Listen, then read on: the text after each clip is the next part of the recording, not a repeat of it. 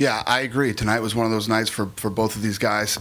Tonight was a night to win. You know, everybody knew that Tito had to win tonight to stay in the UFC, and he did it. He came out, and not only did he win the fight, he won the fight impressively.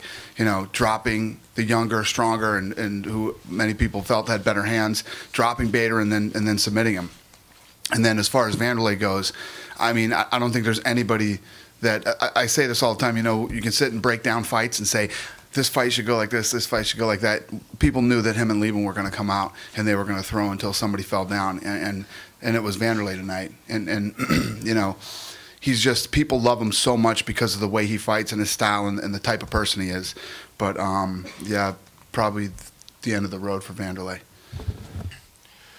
You know, by the end of the fight, man, you really don't know what happened. I can't remember really much of anything in that fight. Kind of like what he said, you know, it's like you go in there and it's like a whirlwind. It feels like I was in a tornado, you know, and I was running into stuff in it, dressers and whatnot. I don't know, but yeah, I mean, my shoulders hurt, my face hurts a little bit. I have no idea, man. I was just going out there to scrap, and all I knew was, if I got hit, I was just going to keep punching, and there's no way to stop me. I mean, that's the only way you can think in there, and hopefully things work out. Either you knock him out, you put him to sleep, or you keep going.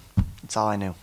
Well, probably about 3.5 months ago, you know, it was really hard for me to get into my gym and train, you know, let alone just train. You know, when negativity brings you down, you got to find something to uplift you and make you stronger to get past those downfalls in life. You know, I went in it for 5 years. You know, a lot of personal stuff I've gone through at home. I have a great trainer, Jason Perillo, Mike Giovanni, you know, Ricardo Abreu have supported me. There was 4 guys I trained with, and 3 of those guys, I just said the names, that pushed me during camp, and each week got better and better and better and better. All the people who follow me on Twitter that say, Tito, you can do this, you can do this. I was doing it to prevail. I wasn't doing it to prove anybody wrong. I was there to do it and prove everybody right, and that's what I did tonight. Well, you got to understand, I'm healthy now. You know, there's no more excuses. I've really put my time to this camp. I've gone through 2 major surgeries that have been my downfall through the last 6 years. And I've been trying to do as much work as I possibly can to get the win. And I came up short 4 times, 5 times in a row. You know, split decisions, draws, decision. But I've stayed competitive against the top guys in the world. And I think Ryan kind of didn't respect me. For one camp, I've let my hands go, you know. I got to thank Dana for giving me the opportunity to fight someone like Ryan, Joe Silva, same thing, and Lorenzo for giving this opportunity as a fighter to get in there and compete.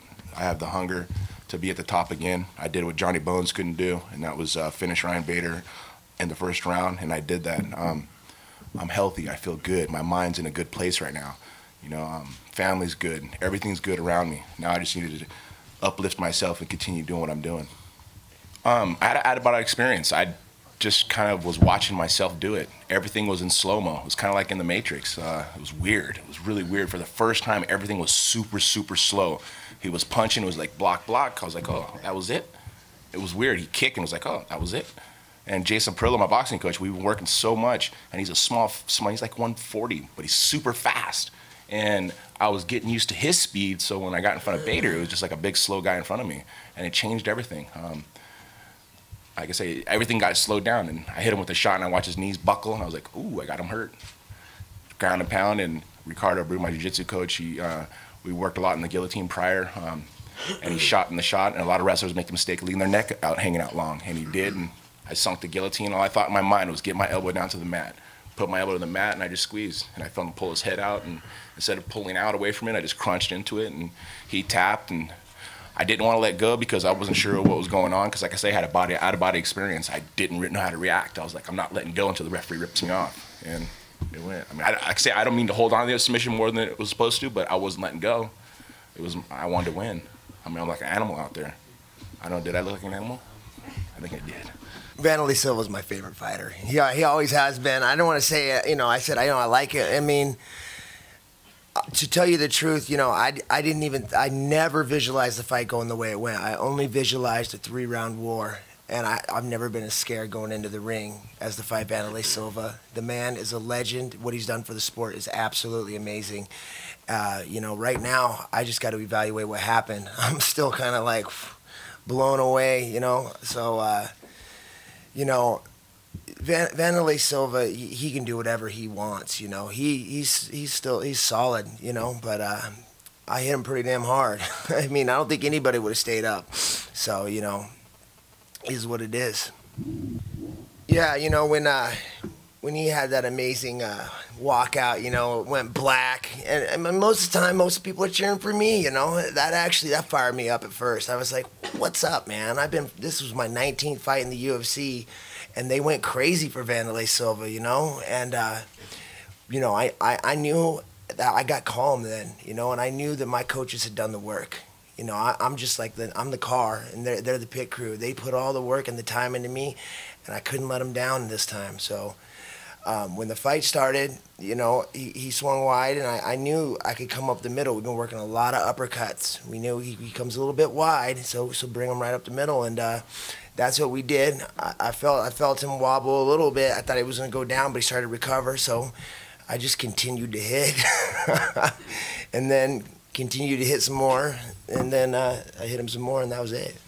Yeah, Vanderlei has an amazing clinch. We knew that, so we definitely were working, keeping the shoulders up, keeping the head up, you know, and throwing those uppercuts in there, you know. So I was ready for that, you know, and I truly believe that Vanderlei hasn't fought that many guys that when they get hit, move forward, you know. And the mistake that he made was he hit me real hard right off the bat, you know, and that's what turns my switch on, you know, because when he hit me, I didn't go backwards. I came straight at him, you know, and I knew that that's where my shots were gonna come. For me, that's the kind of matchup I like, you know. A guy that moves around the outside real well may make it a little bit harder for me. But you know, Vanderlei came forward, and he hit me. I hit him. Then we know what happened after that.